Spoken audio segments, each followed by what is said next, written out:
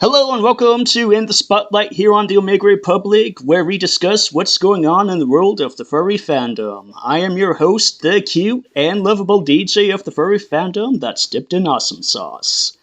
But damn does it feel good to be back in the seat. And we shall actually continue our crusade against the dragons in full force. Though I'm not here by myself today, some of you may recognize this individual from past interviews and has actually led the charge for In the Spotlight at one point. He is the cool cat with the most class, Manic. Why don't you go ahead and say hi to the people? Hello, everybody. Yep, I'm Manic. You might also know me from running Wapafa or being a complete nutter doof in a balloon. So, some areas you may know me. Thank you for having me again, Ark.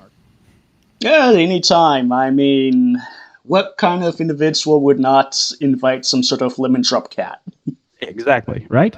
That's important. Oh, most definitely. Now, of course, we've got quite a bit of things that are going on. Let's go ahead and get right straight into the news, shall we? Apparently, the Good Furry Award has been open for nominee, as well as the Ursa Major Award winners. And if you're unaware of what the Good Furry Award is, it's a recognition award for individual members or groups of active furs. It was actually founded by Grubbs Grizzly. Some of you actually may know him as Papa Bear. Of course, he's definitely someone that's still very active within the community itself.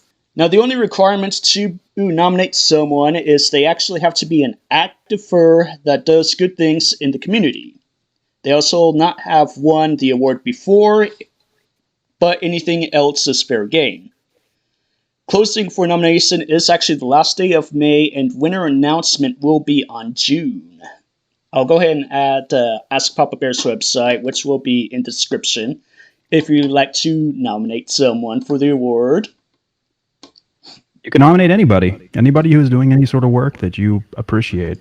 In fact, I've been nominated before as well, so it's a very open award. It goes to good people, and it's a nice thing that he's doing.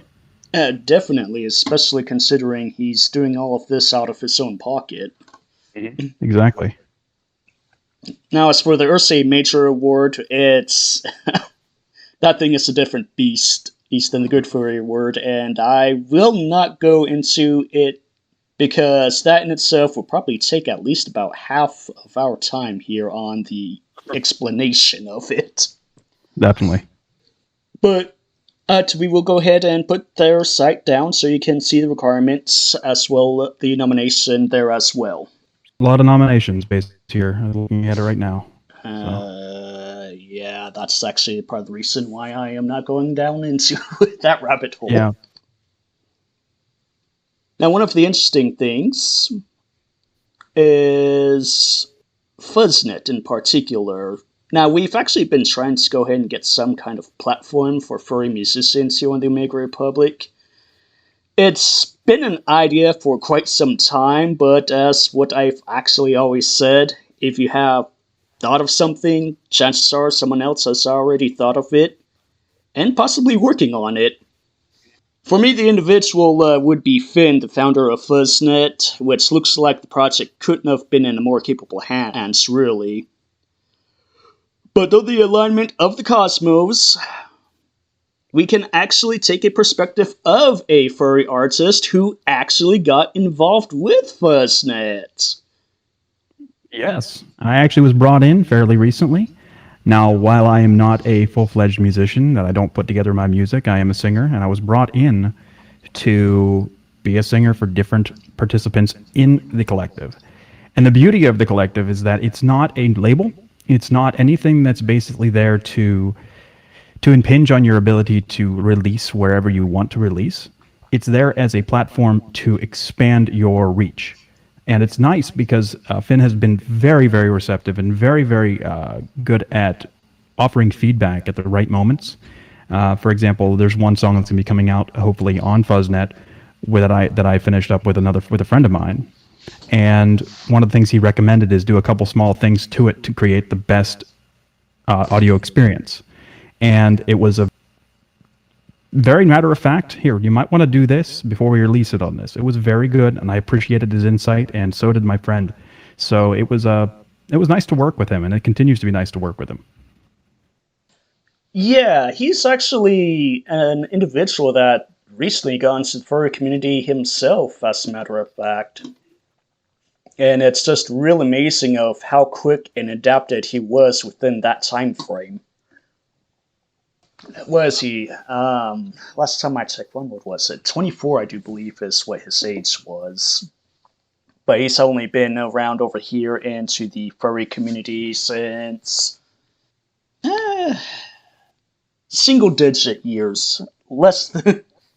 Yeah, it's not been a terribly long time, but he's doing a very nice job though. It's actually very, very heartening to see the level of work and organization that he's putting into the organization itself, because it actually is well run. He stays on top of things, and he's very communicative with everybody who's in it. So it's very nice.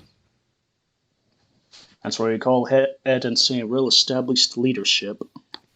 But no, that was actually one of the things that I was always trying to go ahead and do something with the platform. And the reason for that. What reason? Probably room for more.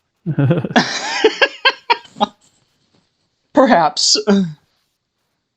But of I don't want to course, create undue competition, but yeah. Perhaps, but at the same time, it does leaves open for other project ideas as well. Okay, so let me see here. Yes, Anthrocon. Apparently, they went ahead and canceled for their 2020 convention. Or 2021, should I say. I'm stuck in the past, I'm sorry. We're all kind of stuck in the past. It's fine. We're still stuck in 2020. We just don't realize it yet. This is 2020 part 2. Yes. Apparently, they actually do have a plan for a virtual con, and not too surprising icing for that, since the COVID virus is actually still prevalent, and the board has felt that there wasn't any safe way of handling a large group. But I suspect that many other cons will have practiced, other cons who have practiced this through their 2020 convention will probably do it the same way for this year, even despite it seems to be a mixed bag with some people that have actually opened up certain states. Yeah, there's still a number of cons that are considering and moving forward with this year. I know that BLFC is, and so is Philadelphia is moving forward. So both of them are moving forward, and they're in August. So yeah, it makes sense that anything up until August has basically been held off on, at least. Yeah, I know Texas Fiesta, or the Fiesta one down over there in Texas, they are having theirs virtual, even though despite the state itself having the mask mandate removed. Yep. And Megaplex, I believe, they're actually the opposite. They're actually going to be moving forward with theirs. That's right, I forgot about Megaplex, yes. So it's definitely going to be one of those interesting things of how the outcome of those cons will come. We're still trying to plan and decide whether or not we're going to even hold our event. At the same time, you still don't know exactly what's going to happen by October, and we're still biding our time to tell whether or not it's going to be safe or not, at least relatively safe by that time. So we're keeping an eye on things, and I know other events like MFF and everything like that are doing the same. Isn't that a little bit on the tricky side as well, because there's a breach of contract?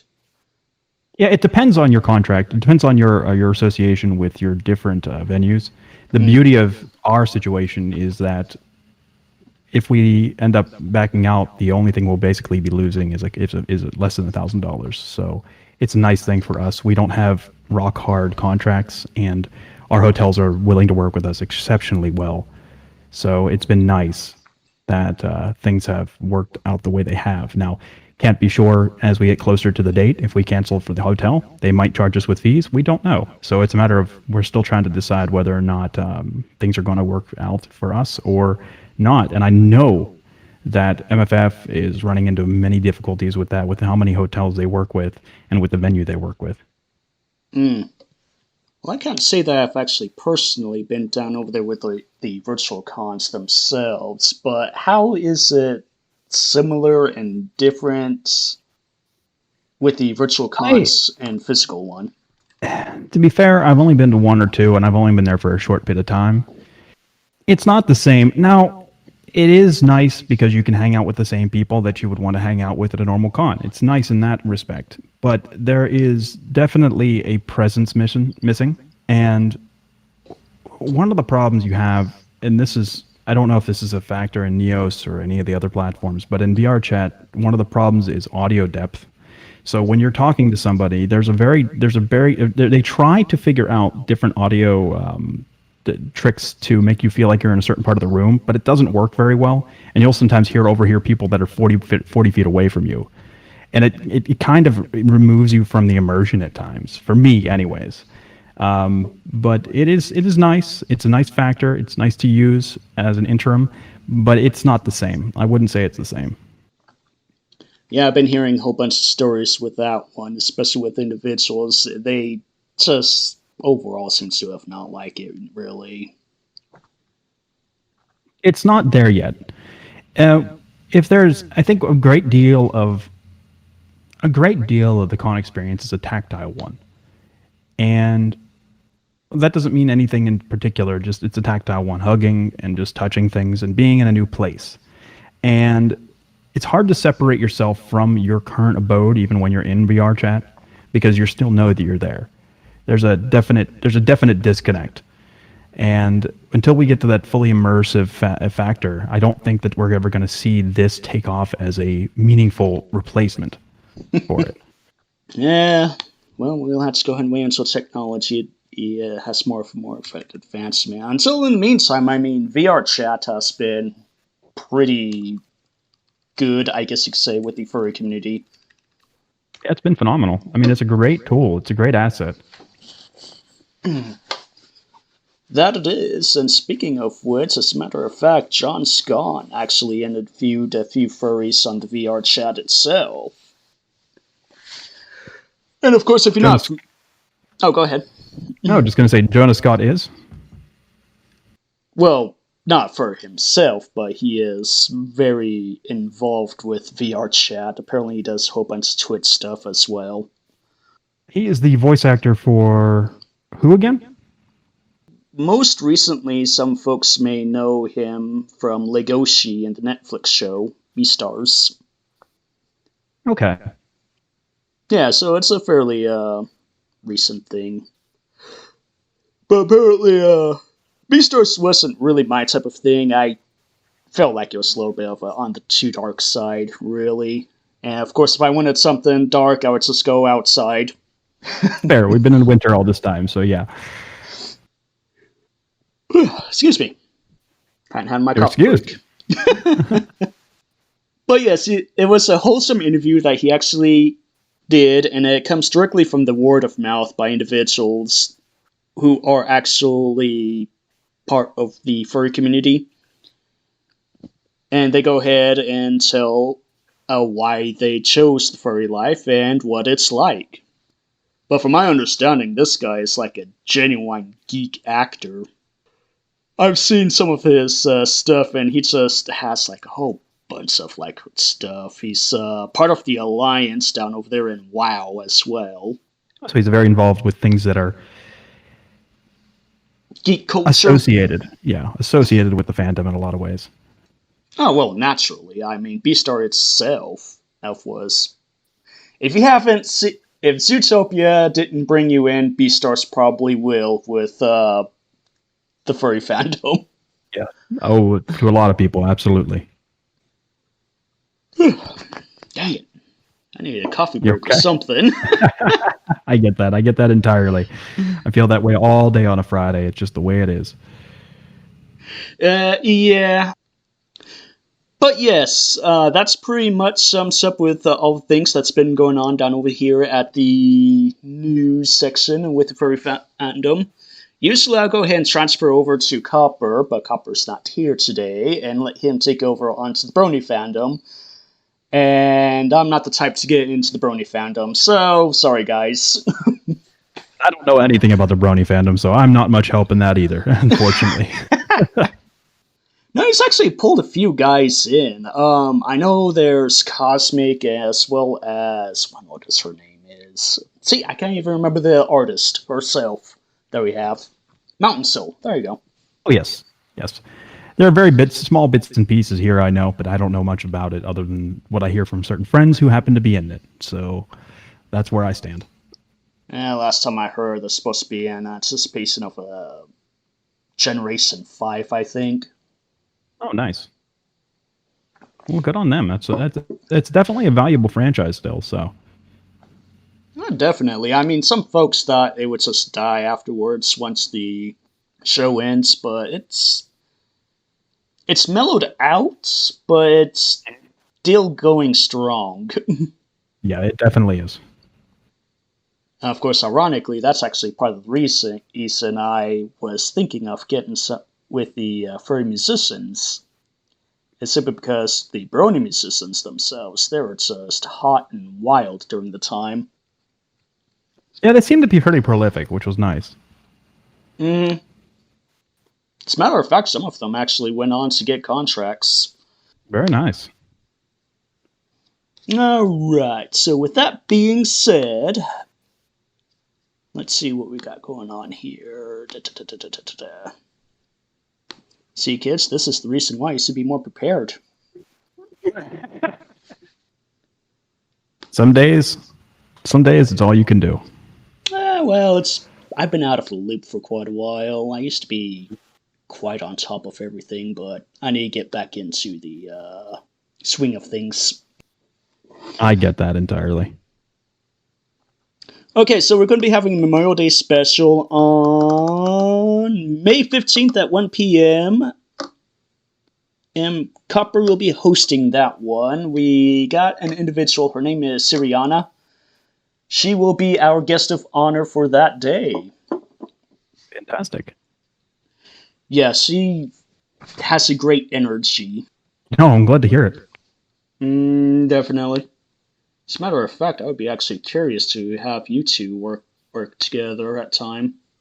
Sure. Not sure what she does, but I'm curious to know. Well, then, sounds like a date. Sounds good. We're going to be going off into In the Spotlight on a monthly basis, so yes. Yes, we will be coming on, what was it? So we'll be having our In the Spotlights on second Saturdays of every month, and of course on third Saturdays of every month, Suiting Up for Life will be occurring. So not only will be having just one, but two shows for at least... Good. Yes. In the meantime, Manic, if there's anything else you'd like to go ahead and say before I start wrapping this up. Stay safe, everybody. Be well. If you can get your vaccine, get your vaccine. Yeah, and just be safe. Most definitely.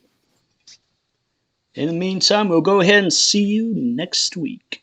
Or next month. Or next whenever. I don't know. I'll see you guys then.